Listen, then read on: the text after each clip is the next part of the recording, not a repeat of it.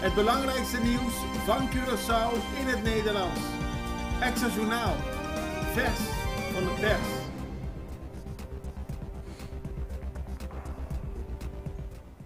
Welkom bij Extra Journaal. Fijn dat u weer kijkt. Zoals bekend zetten we elke werkdag het belangrijkste nieuws op een rijtje in het Nederlands. Nieuws van Curaçao en de omringende eilanden. En we beginnen vandaag met de 7 belangrijkste nieuwsberichten. En het eerste nieuwsbericht gaat over een onderwerp wat al lange tijd, eigenlijk alleen maar deze week gaande is. De creditcard voor ministers. Reiswereld reageert verbolgen. Dat is een reactie op het plan van de minister van Financiën, Javier Solvania, om elke minister een creditcard aan te bieden met een maximum van $25.000 voor als hij of zij gaat reizen. Het wordt allemaal binnen een pakket waarbij de minister van Financiën heeft gezegd dat ze ook niet meer via een reisbureau de reizen gaan boeken, want voor een business class ticket naar Nederland betalen ze via een reisbureau veel meer geld dan als ze het zelf online doen. Nou, er is op beide punten kritiek gekomen.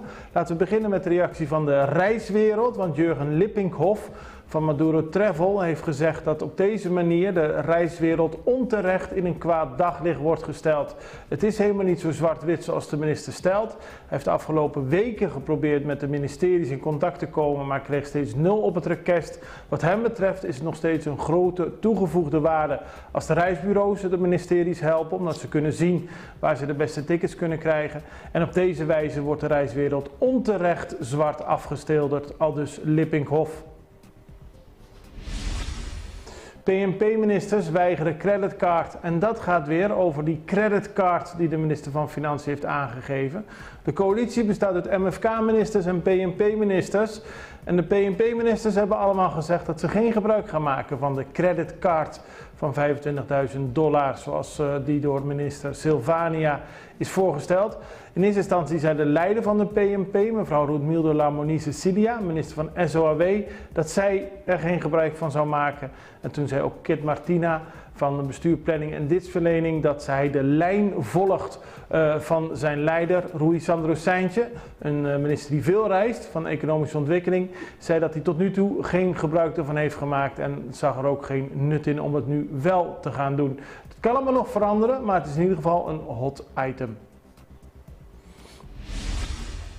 Kritiek vanuit het parlement. Ook vanuit het parlement, dus de niet-coalitiepartijen hebben hierop gereageerd. Giselle McWilliam vanuit Nederland reageerde verbolgen over het plan voor de creditcard en haalde in herinnering dat in het verleden er heel vaak mis is gegaan met een creditcard voor ministers. Dat ging onder meer om het aanschaffen van dure pakken en andere persoonlijke goederen met de creditcard van Curaçao.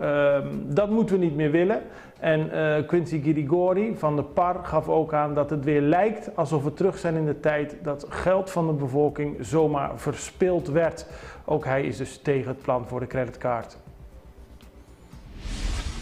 Herdenking 54 jaar 30 mei. Gisteren vond er een plechtige herdenking plaats van 54 jaar geleden, 30 mei 1969, er een opstand op Curaçao plaatsvond tegen onjuiste behandeling van werknemers. Dat leidde tot een grote revolutie op Curaçao. Daar wordt nog elk jaar herdacht. Gisteren waren parlementariërs, ministers aanwezig bij de begraafplaatsen van onder meer Santa Maria en Grootkwartier om kransen te leggen. En 's middags vond er een grote culturele presentatie plaats in Punda bij het standbeeld van Bilson Papa Godet. En Anthony Godet, kind van Papa Godet, is weer heel boos over die voorstelling. Want hij zegt dat het onbestaanbaar is dat er voor zijn neus en voor het standbeeld van Papa Godet een witte pop werd geplaatst. Waarbij in de voorstelling op gereageerd werd. Hij was het totaal niet eens met de wijze waarop deze culturele voorstelling plaatsvond. Ook was er sprake van een wisseling in de sprekers. Anthony Godet, hij heeft al vaak gesproken op de 30 mei herdenking. Hij heeft eerder aangegeven dat hij vond dat er te weinig aan werd gedaan. Nu wordt er veel aan gedaan, maar de wijze waarop, daar is hij totaal niet mee eens. Eens en nooit meer, aldus Anthony Godet. Kritiek op oproep Tjata. Tjata heeft vorige week laten weten dat het goed is dat er meer toeristen naar Curaçao komen, onder meer met de vliegtuigen van Corendon en ook dat er meer hotels worden gebouwd. Maar het is dringend noodzakelijk dat we iets doen aan het feit dat er tot nu toe te weinig mensen werkzaam zijn in de horeca en er eigenlijk geen mensen meer zijn die daadwerkelijk in de nieuwe hotels kunnen gaan werken. Daar is de CTGC, de overkoepelende vakbond, boos op en Kenneth Valpoort heeft namens de CTGC gezegd dat het niet goed is om nu kritiek te leveren, terwijl de werknemers in gebreke zijn gebleven om de mensen die werkzaam zijn in de horeca op te leiden tot een betere functie, hogere functie, zelf te investeren in de lokale mensen. Dat moet allemaal veel beter in plaats van alleen maar te zeggen het is niet goed, we moeten mensen uit het buitenland halen. Daarover zeker later meer. Zorgen over Point Blanche. De Nederlandse minister van Justitie heeft samen met de Nederlandse minister van Rechtsbescherming en de staatssecretaris van Koninkrijksrelaties antwoorden gegeven op vragen van 3 Nederlandse parlementariërs over Point Blanche en de rechtshandhaving op Sint Maarten. En men is zeer kritisch, droevig, vindt het niet goed. Er wordt al 13 jaar gesproken, maar er zijn nog steeds heel veel zaken die verbeterd moeten worden. Onder meer bij de gevangenen. Er zijn honderden gevangenen, mensen die een straf zouden moeten uitzetten. Maar er is geen plaats voor in de gevangenis. Er worden gevangenen overgebracht naar Nederland.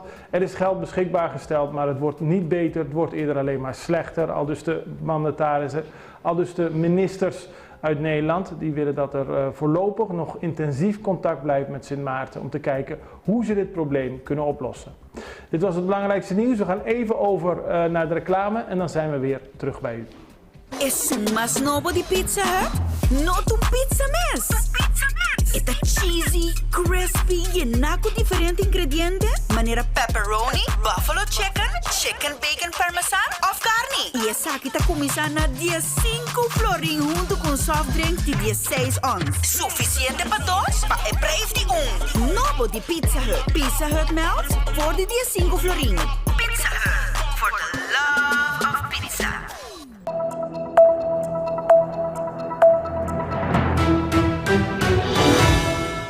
We laten ons geld te veel in de spaarpot zitten. Dat is een opmerkelijke boodschap van de Centrale Bank van Curaçao en Sint Maarten.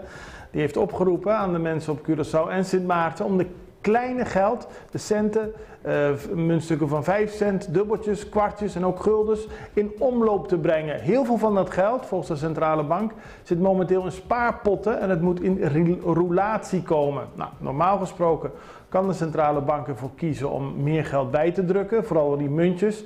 Maar omdat we volgend jaar naar de Caribische gulden gaan, is dat nu niet mogelijk. Dus oproep aan iedereen op Curaçao en Sint Maarten. Als je kleine muntjes hebt, gebruik het. Doe er gewoon boodschappen mee, want de winkeliers hebben het nodig.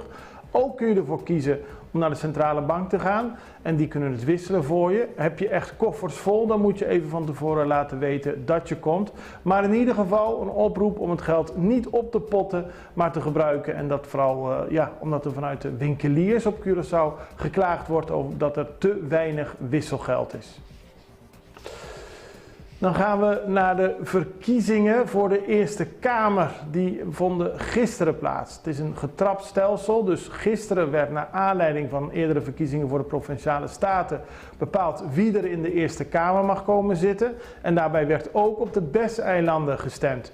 In ieder geval, in Nederland heeft de Boer-Burgerbeweging met 16 zetels de meerderheid behaald in de Eerste Kamer. Het is de grootste partij geworden. De coalitie heeft nu 24 zetels van in totaal 75 zetels. Maar er werd, zoals gezegd, ook door de 12 provinciale staten en de kiescolleges van Bonaire, Sint-Eustatius en Saba gekozen. En u ziet op de beelden een indruk van hoe dat gebeurde op Bonaire, op Sint-Eustatius, op Saba. Daar werd gestemd, 9 stemmen op Bonaire, 5 op Saba en 5 op Sint-Eustatius. Nou, dat is aan de meeste bewoners misschien een beetje voorbij gegaan, maar in ieder geval heeft de BES wel een bijdrage geleverd aan deze stemming voor de Eerste Kamer. En nu wilt u misschien weten, op wie werd er gestemd?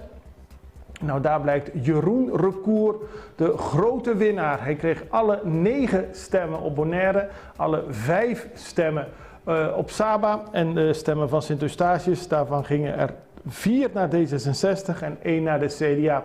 Maar Recour, al lang betrokken bij het Koninkrijk der Nederlanden en het Caribisch deel daarvan. Hij was onder meer rechter op Aruba en was jarenlang woordvoerder voor de Tweede en Eerste Kamer voor zijn partij PvdA over de koninkrijksrelaties. Die heeft de verkiezingen op de BES-eilanden in ieder geval gewonnen. En dan gaan we naar het parlement van Curaçao. Dat is sinds deze week in Nederland om deel te nemen aan het Interparlementair Koninkrijksoverleg, het IPCO. Voordat dat begint morgen, 1 juni, is er nog vandaag op 31 mei een overleg met de delegaties van de parlementen van Aruba en Sint Maarten. Gisteren, 30 mei, werd er een bezoek gebracht aan de Haagse Hogeschool. De leden van het Curaçaose parlement hebben daar gesproken met de leerlingen, ook met de Curaçaose leerlingen en andere Caribische leerlingen, maar eigenlijk met iedereen, met docenten, aparte gesprekken. Bij die Haagse Hogeschool is een groep van de leerlingen ook heel erg bezig met de koninkrijksrelaties en die konden nu vanuit de direct betrokkenen horen hoe het daarmee gaat en konden ze allemaal vragen stellen. Nou ja, u krijgt de komende dagen meer informatie over het IPCO. Dat begint zoals gezegd morgen met de opening statements en daar zullen we in onze uitzending van morgen ook weer aandacht aan hebben. Dit was het belangrijkste nieuws voor vandaag. Dit was Extra Journaal. Ik heb u weer op de hoogte proberen te brengen. Morgen zijn we er weer. Ik wens u een hele fijne dag. Het allerbeste. Tot ziens. Tot morgen. Dag.